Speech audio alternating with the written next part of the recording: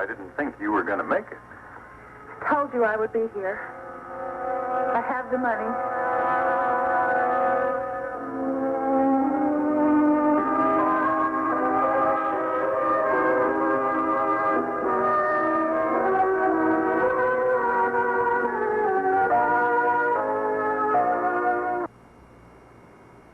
Why don't you take your coat off and relax, huh? If you don't mind, I would like to get this over as quickly as possible. You did say you had the money. It was very difficult to raise $10,000 in such short notice. Well, I hope you are not going to disappoint me by telling me you don't have it all. I mean, that price was non-negotiable. I emptied 2 savings accounts and borrowed the rest. It's all here, Mr. Meacham. Well, even at $10,000, that's quite a bargain, honey. Since when is blackmail ever a bargain? All I did was let you see the tape of Logan agreeing to let me open Cobble Hill Theater. You were the one who offered to buy it. And you agreed out of the goodness of your heart. Well, that's a business decision, honey. I had to raise a lot of capital in a hurry. For your theaters. Yeah. Well, let me get you the tape. I'm sure you're anxious to get it back to your boyfriend. Logan knows nothing about this deal. He doesn't? Of course not. He wouldn't pay you blackmail, not in a million years. Yeah, that's right. He's too ethical, isn't he? And of course, he can't be all that ethical, or this tape wouldn't exist in the first place, would it? He made this deal for someone else's sake, Mr. Meacham, not his own. Yeah, that's right, too. He did that all for love, didn't he? Is that why you're doing this, Mrs. Jameson? Would you just give me that tape? Sure. I should have realized that Mr. Swift didn't know anything about this. This is all your little surprise for him, isn't it? You know, once Mr. Swift gets this tape, he's going to think it's all right to stop me from opening up my theaters. No, he wouldn't. He told me that he wouldn't do that. Uh-huh. Well, I've been around that track so many times I'm dizzy, honey, but don't worry. I'm not worried about what Mr. D.A. can do to me. That $10,000 is going to go a long way to paying for the legal advice I need to keep him off my back. Here. Are you sure this is the only copy? I told you that, didn't I? Something tells me your word doesn't mean very much. Well, that's not very nice. Swear to me. Swear to me that this is the only copy. All right, I swear. That does not sound very convincing. Mrs. Jameson, I swear on my mother's grave that that is the only copy.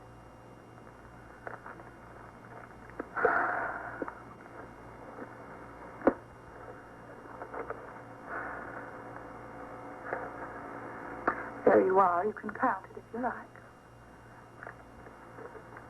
I trust you. How would you like a drink to celebrate this moment? You look as if you might need one. Yes, I think I could use a tiny scotch. Okay. I think maybe you better sit down. You must love Logan Swift a great deal to go to all this trouble for him. Logan has worked very hard to get where he is.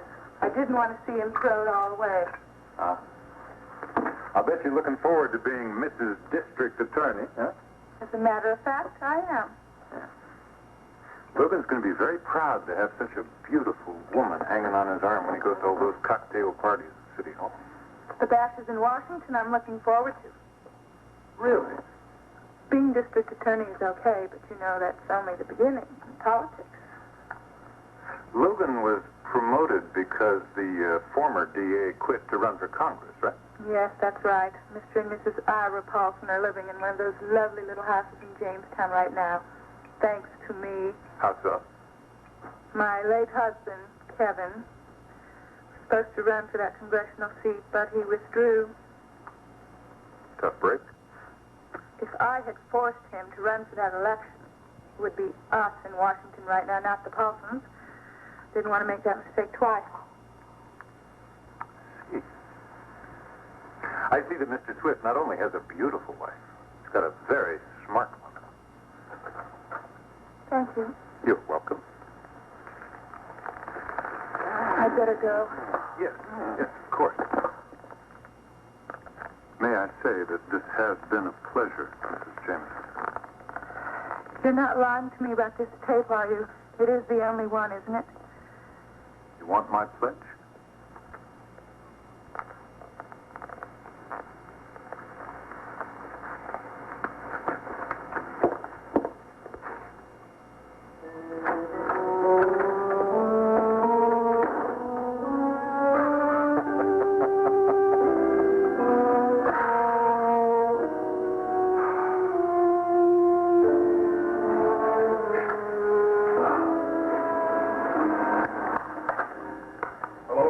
Miles, pleasant surprise. Come on in, please. I come at a bad time? No, I just had a little business appointment, some crisis that I had to clear up. Nothing important. When I heard my doorman say that you were here, I couldn't very well turn you away, could I? I appreciate that. But I have to talk with you. Can't imagine about what? April, right? Just told us the whole story. I found it a little hard to believe. Oh, I'm sorry if it was a shock to you, but you know the old saying, truth is stranger than fiction. I just don't understand how you could go on for years pretending you didn't even have a daughter. Well, it wasn't very difficult. You seem to forget that April was born out of wedlock, as they say, and in those days they didn't view my plight with as much sympathy as they do today. Anyway, when I let her stay with your mother and father, I honestly believe that she'd be well taken care of. At least she would have a family. Now, what was I going to do with her? So you just left Northborough? Oh, yes. Shortly thereafter, I packed my bag and left. And you never looked back, did you, Margot? Oh, Miles. All right, I tried to keep myself as busy as possible. And then when I saw that article in the magazine about April at the trial, and I found myself with funny memories and thoughts, and I wanted to find out what my daughter was like. I wanted to find out if she looked like me or... So you came back to the trial as a journalist? Yes. That was a pretty good one. I thought of one-woman defense attorney. Didn't you read them? I found I couldn't write them with any degree of objectivity at all. Yeah, I remember that. I couldn't imagine my daughter in prison. I knew she had to be innocent. And then before the trial was over, I found myself other things happening.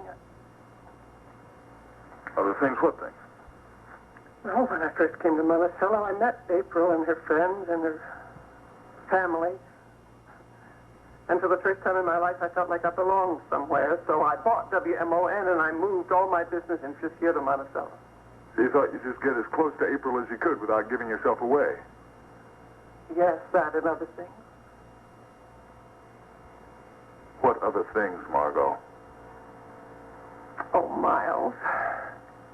Miles, I've always been truthful to you about that, haven't I? Oh, Margot. I've always let you know that I hoped one day we would get together, all right? As it turns out, it seems we are going to be getting together, doesn't it? Isn't that ironic?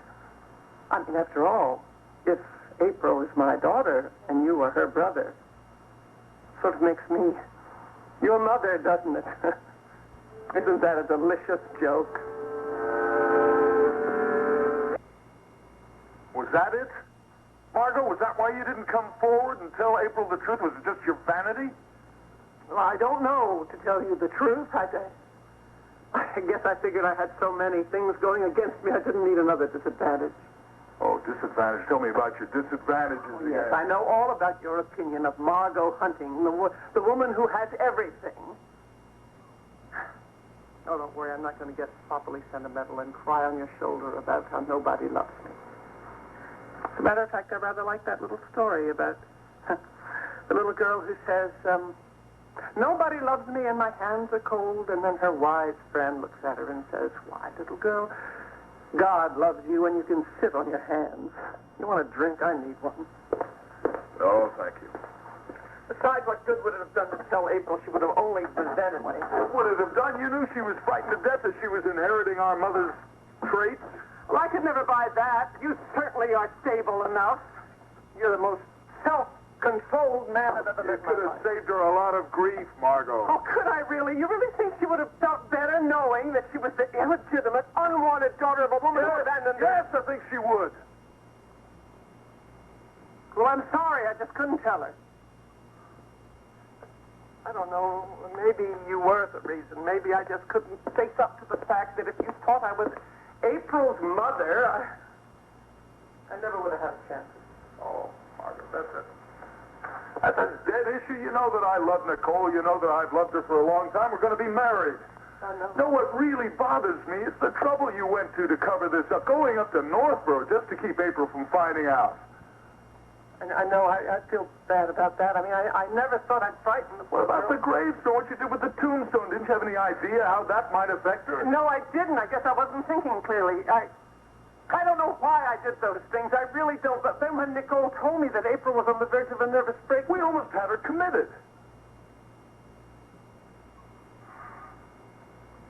Oh, well, look, I give you credit at least for coming forward when you did. It was just in time. I guess that's the one decent thing that I've done. Well, I guess I've rather blown it for myself in Monticello, haven't I? I mean, I don't guess you'll ever want to see me again. I'm sure April feels the same way. Margot, I just don't know.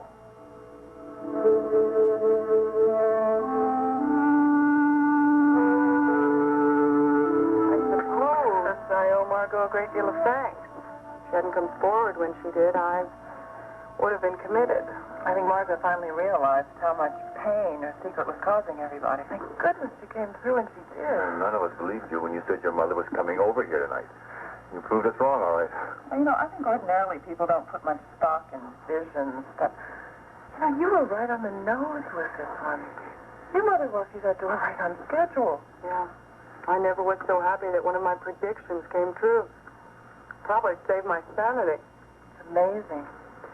You know, just because this prediction turned out well doesn't make me feel any better about having it.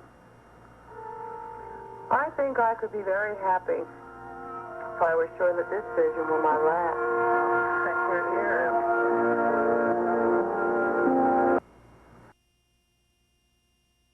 I still don't understand how I could have been so sure that my mother was still alive. You know, some scientists have a theory. You know, they believe that the brain remembers everything that happens to it. So maybe, just maybe your subconscious was telling you that your natural mother was still alive. Oh, I don't think we're ever going to have a definitive answer to your question, though. Yeah, and I suppose only time will tell whether these visions are a thing of the past. I think they are, honey. Oh, my biggest support. No, I'm serious. You know, most doctors I've talked to said that when you have visions or nightmares, they're caused by anxiety. So it only stands to reason if you get rid of the anxiety, you're going to get rid of the visions and the nightmares. That makes a lot of sense. Yeah, so if you just have a positive outlook, everything will be fine. You're my positive outlook. Right. And here's to two other wonderful people who have a terrific life ahead of them. Oh, Nicole, I can't tell you how happy I am that you and Miles are finally getting married. Well, Miles' proposal has made everybody pretty happy, except Margot.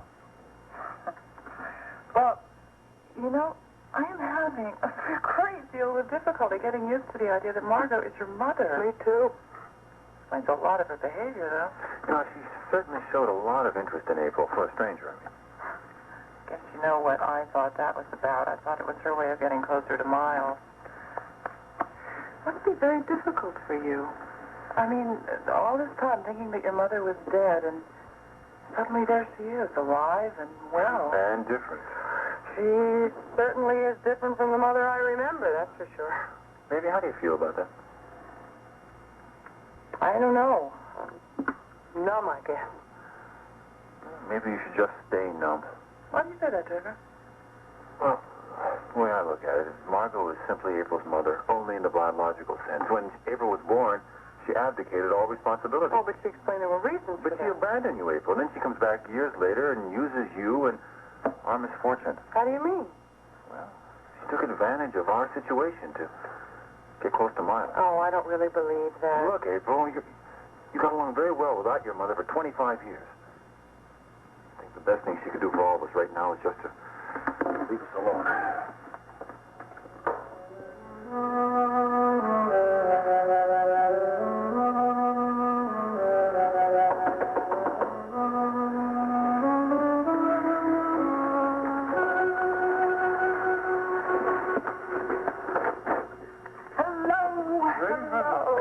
What are you doing here? Hey, you could be a little happier to see me. Well, I'm surprised, that's all. I'm sorry, I've had a long day, and I got another hour's worth of work before I'm done tonight. What was you wanted? I assume you're looking for a law to stop Wade Meacham from opening his theater. No, I found my law. I'm looking for legal precedents to bolster the case. Well, good. I hope you win that case. I'm not going to win it. I can start proceedings, but as soon as I file suit against him, Meacham's going to tell the world about the little deal we made, and then I'm going to be ex-DA Logan Swift. No, you're not. Why not? I mean, he's not bluffing. You can prosecute Wade Meacham to your heart's content, but he won't do anything because he can't. Oh, why not? Because he doesn't have anything against you anymore, that's why not. What are you talking about? I paid a little visit to Mr. Meacham this evening, and we did a little business. What sort of business? The tape! The incriminating evidence is right here in my hand. Why did you do that? Because I didn't want to see you throw your career away. Now, he gave me the tape, and he said that he wouldn't bother you anymore. You've done some dumb things. This one takes the cake. This is the dumbest. Look, I thought you'd be jumping for joy. The only one celebrating now is Meacham. And he's made a sucker out of both of us. Why? Because he's a professional blackmailer. He's got a dozen copies of that No. He said this was the only copy. He swore. Even if that were true, how do you think he got that tape in the first place? He's got his room rigged with hidden cameras. Now he's got a tape of you making a deal for this. And how much do you think that's going to cost you, huh? But he wouldn't go back on his word. Not after everything I paid him. His word is worth nothing. Logan, I was just trying to help. All you've done is dig us in deeper. No. You're wrong. You're wrong. I know it. You don't know what kind of a man we are dealing with. He is a parasite, a bloodsucker, and nothing's going to stop him short of death.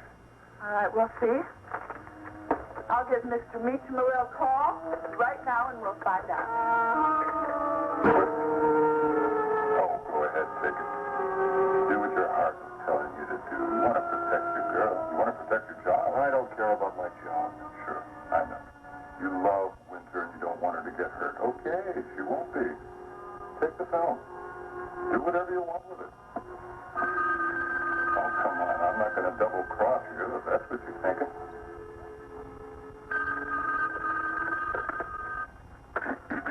Hello? Mr. Meacham? Raven Jameson? Oh, Raven. What a nice surprise. I was hoping you would call me, but I didn't expect it would be a crisis. Well, I have to have a little talk with you. Well, go right ahead.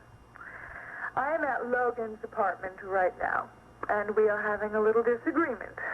I keep telling him that the tape you gave me is the only one in existence, and Logan seems to think that there are others. Well, I see you decided to tell your boyfriend the good news. Well, I want you to tell him. I want you to assure him that that is the only copy in existence. Well, let's face it, honey. Your boyfriend has a suspicious mind. Nothing I say is going to convince him. But it is true, isn't it? Well, if you want to know the truth, Raven, I seem to be slightly mistaken about that. What? Well, I was just going through some cupboards, and I did find another copy. I don't know. I must have made it in my sleep sometime. You have another copy? Uh-huh. Well, then I want it. Well, certainly, Raven. It's for sale. But this print looks a lot better than the other one, so I think the price is going to have to be a little higher. Let's say $15,000. You swore to me.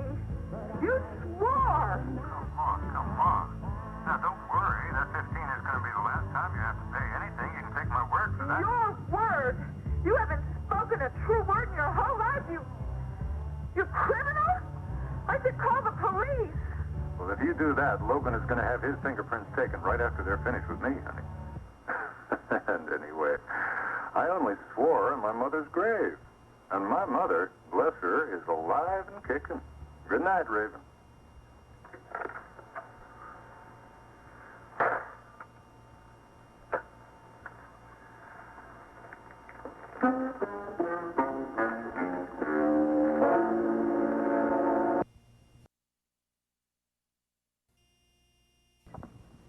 Well, I don't know yet, but I will know in about an hour. April, I have to tell you something. You'll find out soon enough because Kevin has practically thrown me out of the house. What'd you say? You better sit down. Oh.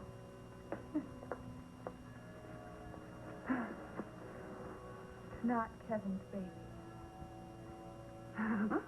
Raven, you're joking. It's much worse than that. The baby is Draper's. That's right. We're both carrying Draper's baby. No. That can't be possible. I don't know why you're saying such a vicious thing, Raven, but that can't possibly be true. Why can't it? Draper's a man, isn't he? Well, he acted like a man towards me. I don't know why I'm telling you this. I didn't come over here to tell you this, April. It's just that I've been half out of my mind. I had to tell someone. I had to tell someone the truth.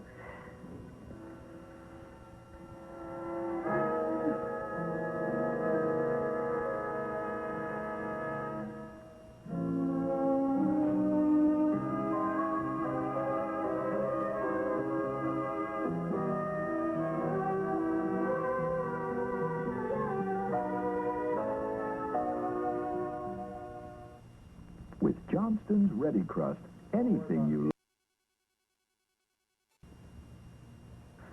Listen to this.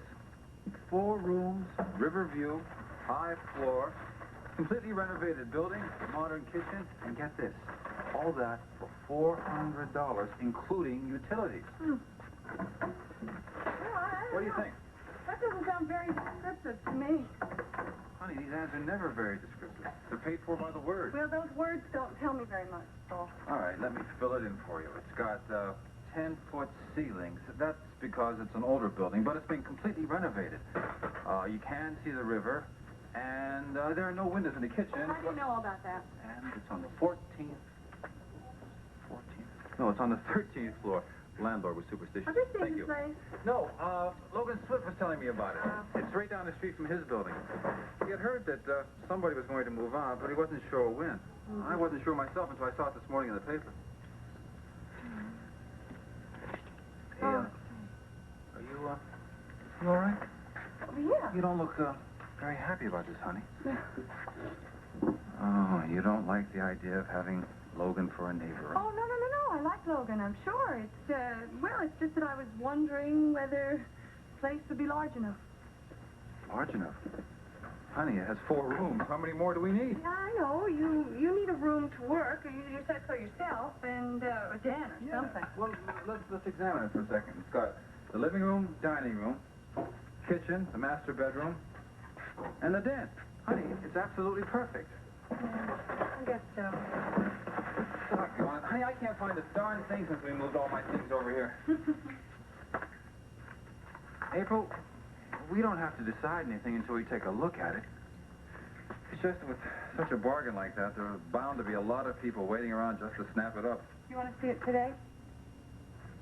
Yeah, I was hoping so. I thought maybe I could bribe you and take you out to lunch to look at it that way. Just looking, understand? Okay. Come on. Where would you like to go for lunch? Well, I kind of have a few things to do around lunchtime. Why don't you come home? That would be fine. You know, Logan's place isn't too far from here. If the weather stays nice, we could walk over. Fine with me. Honey, you're okay. You look sort of strange this morning. Oh, that's called hunger. I haven't eaten breakfast, remember? Yeah, I know. And I'm sorry, I don't have time for breakfast. I've got to get going. No. That's what I get for dawdling over the classifieds. I have a meeting this morning with Mr. Vorney. 9:30 sharp. Yeah, and when he says 9:30, he means 9:30. It's all my fault. I should have gone out and bought milk and eggs yesterday. No, honey, it's my fault. I'm the one that got up in the middle of the night and had the eggs and milk for a snack. No. It's my fault because I had the bad dream and I woke up in the middle of the night and I kicked you and you woke up hungry. Honey, if you hadn't awakened me, I never would have realized how hungry I was. You're crazy. Yeah, I am. Crazy about you. Come here. I wish I didn't have to go to the office. You know, I hate that thing. I think Alexander Graham Bell invented it to prevent people from fooling over else. Hello. Hello, April, honey. How are you? It's Raven. Oh, hi, Raven. Haven't heard from you in a long time. Well, you've been busy on your honeymoon, and I've been busy Oh, yes, I know. You've been traveling. Heard you took a trip to New York. Yeah. Yeah, guess what? I hardly bought anything. No, that doesn't sound like you. You're not feeling sick, are you? Listen, what are you doing this morning? Well, nothing much. I'll be around here until around noon. Draper's coming back for lunch, and then we're going apartment hunting. Oh, good. Then you'll have the morning for me. Listen, I really would like to talk to somebody right now. Can I come over? Sure, if you want. Great. See you soon.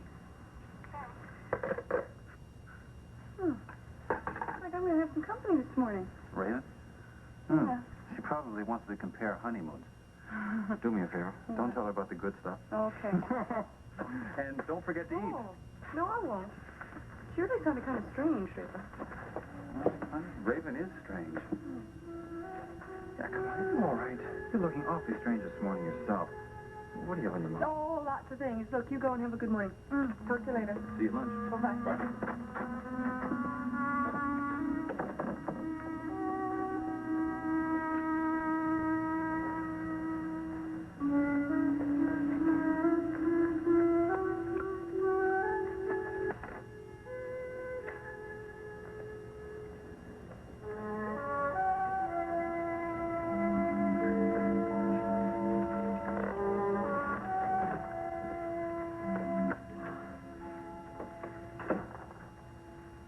Well, how does that look?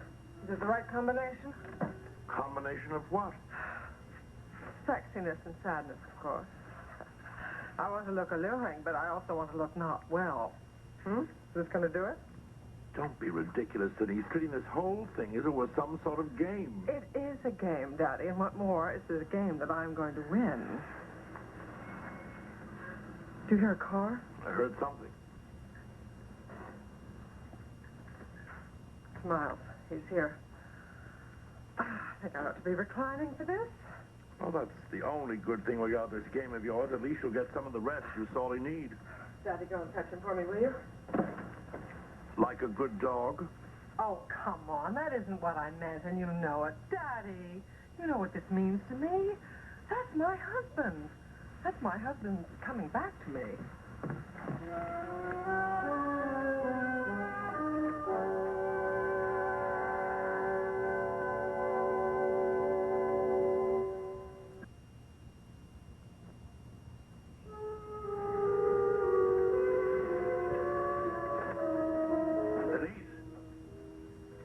Look who's here. I don't believe it. Oh, darling. Hello. Oh, I can't believe you're back. You came back home just like you said you would. Like I said. All right, Gus, what is the story here? How is she? Recalcitrant as usual. Really, I'm not surprised. I hear you even went back to work. Well, I felt marvelous that day. Really, I did. Seems to be the way this thing works. Some days I feel just incredibly normal, and then the next day I'm just as weak as a kitten. Yes, I know. Well, I guess the thing to do is not get carried away on the good days. Just don't overdo the activity, all right? That way you will suffer less on the bad days. Don't you agree, Gus? Oh, yes, I agree. But you know as well as I do how impossible it is to get Denise to listen to common sense. No, she's a nurse. She ought to take good medical advice. Well, maybe she'll take some advice from you. I give up. Well, I think I'll leave you two together. Well, listen, Gus, would you wait for me downstairs? There are a couple of things I want to talk to you about. I hope you can find something else to talk about than me. Hey, it's bad enough having this condition without everybody discussing it when I'm not there. Who says we're going to talk about you? Maybe we will be discussing the baseball season. That'd be a first for us, wouldn't it, Gus? Yes, it certainly would. Well, the other thing you can talk about is the Claremont. I'm sure you have a lot to tell him about that. Everything that's gone on since he's been gone. Well, that can wait. Yes, it can wait. See you later. Bye, Daddy.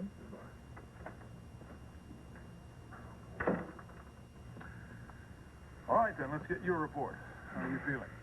1,000,000 skillion times better since you walked in this door. Very much pain? Oh, darling, don't play visiting doctor. Come on, I love your bedside manner. It's the very best, but I really want something more personal. All right, then why don't you tell me what happened yesterday at the hospital? You really felt up to going back to work, did you? Well, actually, no, I did only work a half day. Something kind of upsetting happened in the afternoon. It didn't have anything to do with my illness. What was that? Well, that patient of Carol Barkley's had another heart attack, and she damn near died. And, Carol was very upset about it. In fact, she sort of blames herself. And, well, the poor girl feels so badly. I think she may quit the hospital. Carol Barkley quit? I find that a little hard to believe. Well, she hasn't been quite so happy there since you left. Of course, if she knew you were coming back, she might change her mind. I never said I was coming back to the Claremont. I said I was coming home. Well, darling, I guess I just think of home as being both places. This house in Mayfield and the hospital. Denise. All right. We don't have to talk about darling. We have so many other things to talk about now. I'll tell you what I would like to talk about. Your care and your treatment. As I told you, I have hired a nurse for you. She should be up this coming week. Her name is Tree Worthington. I think you will like her. Darling, I know Tree. I met her at the clinic. Oh, that's right. Well, she's very, very good. She's very conscientious. She's very skillful. That may be very important when the time comes that you will need, well, let's say, intravenous medication. Stop. I cannot stand it. I can't bear talking about my health. I don't want to. I'm so glad to see you here. I'm so happy to have you back. I just want to be with you. I want to tell you how grateful I am that you're going to be with me. All right. As wonderful as it is to see you, there is one thing I miss. Sweet kiss. Is that going to be a violation of our agreement?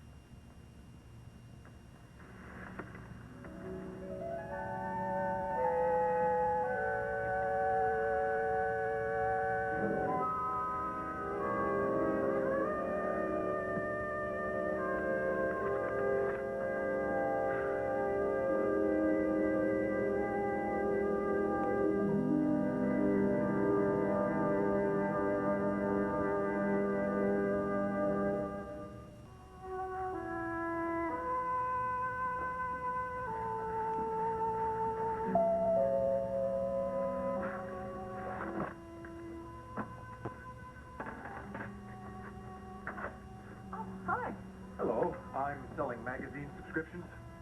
I really don't read many magazines. Oh, I think you'll be interested in this one. It's called Monticello. It's a regional magazine all about our fair city. You do have civic pride, don't you? You mean if I don't take a subscription to the magazine, I'm a lousy citizen? Not a bad pitch, eh? Go on in. Tell me about it. I hope it's okay. I just happened to be in the neighborhood. I was setting up a broadcast over at Monticello Stadium. The stadium is nowhere near this neighborhood. Okay, so I went a couple of miles out of my way. But it was worth it just to get a look at... I really did bring this over here for a reason. What reason? Take a look on page 24. It's me. Big as life and twice as beautiful. You remember that shot, don't you? It was when the station took of you on the second day you were in front of the cameras. This is practically an interview. I never gave one. Well, the PR boys gave them all the answers they wanted. I hope they're the answers you wanted to see in print. I had no idea this was going to appear. Well, let's face it. You're a big local story, and this is our local magazine. Wow. Wait a minute. Doesn't the man who owns WMON also own this magazine? He might have a slight interest. Slight controlling interest. I think that explains it, don't you? Well, the heck it does. I've been working down at that station as the news director for about 5 years now. He's never run a story about me in Monticello. Well, let's face it, you're a much more glamorous subject. Tell you, I feel anything but glamorous this morning. Yeah, well, I thought you might be a little blue. You told me your friend Miles was leaving town today. Yes, well, he's gone already. Back in Mayfield by now. With Mrs. Cavanaugh. Yes. I suppose I shouldn't have said that. That's not the reason I came over here. I really thought you might enjoy getting a look at this article. Of course. Thank you. Now, I realize it isn't going to cheer you up very much, but it is something. And, for whatever it's worth, I just wanted you to know that if you wanted to talk to somebody or cry on a shoulder or anything else at all, I'm available. Okay?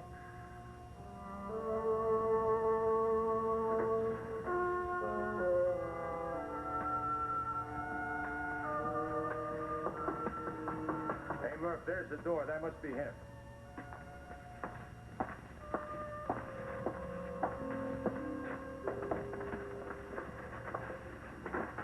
Hey, Ralph, what's going on here? Don't ask me. It's Officer Murphy's idea to get you here. All I wanted him to do was throw the bum out. Drunk, Steve. Seems he got left over here from last night. Joey here didn't even know about it. Huh, you're kidding. Nah, the guy just conked out in the back room. I didn't even know he was here. Like, came in this morning to open up the joint. Yeah, when I got his identification, well, I knew he was a buddy of yours, and, you know, considering the delicacy of the situation. I mean, he being political and all. Who is he, Ralph?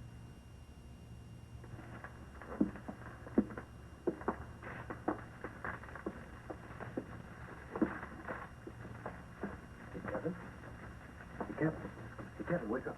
Just get the bum out of here, okay? Kevin, this is no way for a future congressman to ask. Come on. Who's going to have time? This morning, Kevin, time for nice young congressmen to be home with their constituents.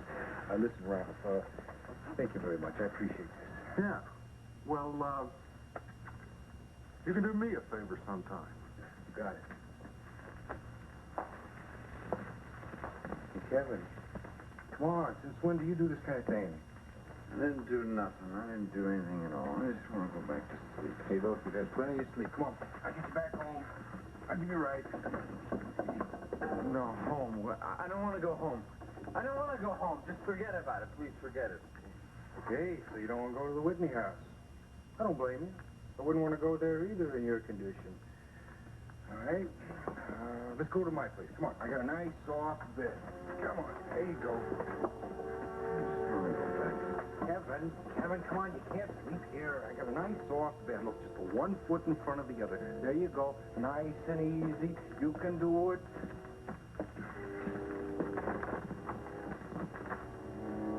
Wonder what got him into this? Hey, Kevin?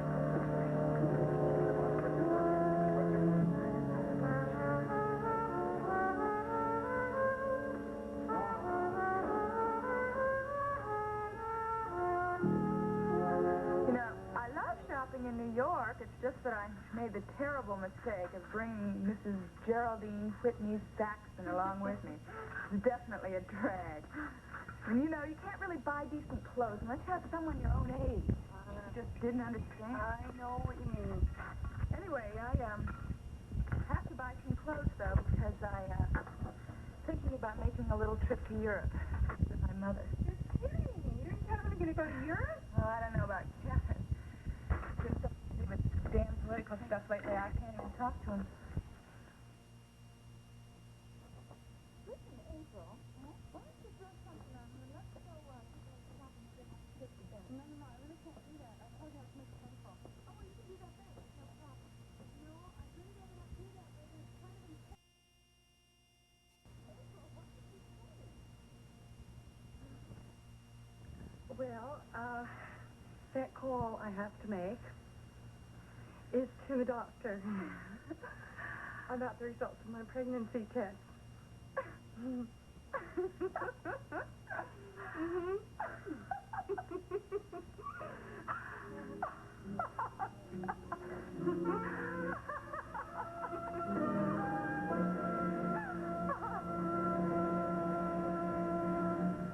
Afternoon. You're on AB. Listen, April, I'm really sorry. This is just too much. Why? You're pregnant all the time. I know. Even women like me. You're pregnant. You came over here to tell me you're pregnant? Oh, that is incredible, Raven. It's incredible, all right. Oh. The incredible miracle of birth. You must be so happy. I know I will be if it turns out to be positive. Oh, but I won't know for at least another hour. No, I know for sure. Oh, you must be so glad. Oh, Raven, just think about it. A tiny baby, a little baby, maybe a boy, just like Draper. You're going to say you're darling Draper, aren't you? I bet you just imagine some little replica of Draper running around. Oh, yes, I admit it. Oh, Raven, it would be the most wonderful thing in the world. I can't tell you how excited I've been about it. I mean, ever since I just suspected it was true, I thought of nothing else. Then I thought, no, it can't be possible. I mean, we're still on our honeymoon. And I really don't want to tie Draper down. I don't want him to feel that way. And then, well, then I thought about it some more, and I figured, no, it'll make him happy. I know it is. I mean, just if he thinks about it, he'll be as excited and as happy about it as I am. What do you think, huh? Oh, yeah. It's really true. You'll be the happiest, most wonderful couple in the world.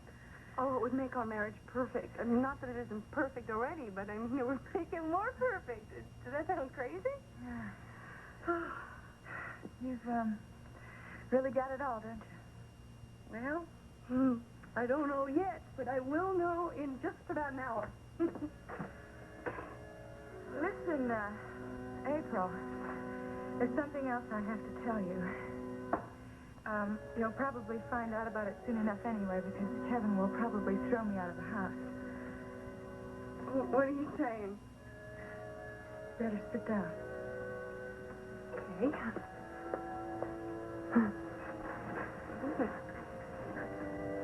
The baby isn't Kevin's. Oh, Raven. You're joking. It's much worse than a joke. The baby's Draper's. Yes, that's right. We're both carrying Draper's